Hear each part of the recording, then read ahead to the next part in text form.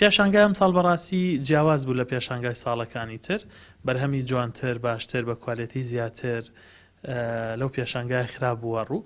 تاوان بە یەکێکتر لە باخەکانی پێشانگاکە ئەوەیە بەرهەمەکان ئەفرۆشتێنەوە بە هاوڵاتیان و قازانجەکەشی لە سا هەفتە ئەگەڕێتەوە بۆ سوودمەندەکان، بۆ گەنجەکان، بۆ مناڵانی خاوەن پێداویستی تایبەت. ئەمە فیکرەکەی لەسەر ئەو بنامایە کە ئێمە هەوڵ بدەین مناڵان و گەنجانی خاوەن پێداویستی تایبەت بەشێک بن لە پرۆسەی بەرهەمهێنان لە وڵاتە. تاوان زۆر ئاسانە، چونکە ئەوەی کە دەستەکانی لە دەسەدا معنای وان نیە توانای لە دەستداوە، بەڵکو بە عقلی و بە مێشکی و بە ژیری و بە قاچەکانی و بە توانەکانی تری ئیشەکە.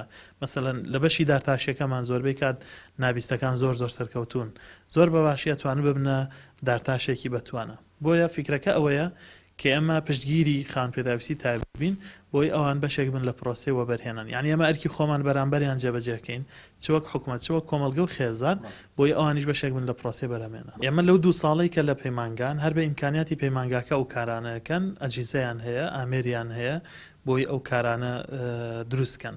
بەڵام کاتێ لە پەیمانگا دەرەچن لە ڕاستیە پرۆژەیەک بە بەرنامە نییە، بەڵام ئێمە هەوڵمانداوە لە ڕێگەی ڕێکخراوەکانەوە لە 2-3 ساڵی ڕابردووە بەتایبەت کە قەیرانی دارایی هەبووە حکوومەت ناتوانێت پشتگیری مادی پرۆژەکان بکە، ئێمە هەوڵمانداوە لە ڕێکخراوەکانەوە ئەو پیشگیریە بەدەست بێنین و بە فعلیش خاوەن پێداویستی تایبەت بەهۆی هەوڵەکانی ئێمەوە بۆتە خاوەن پرۆژەی کاری خۆی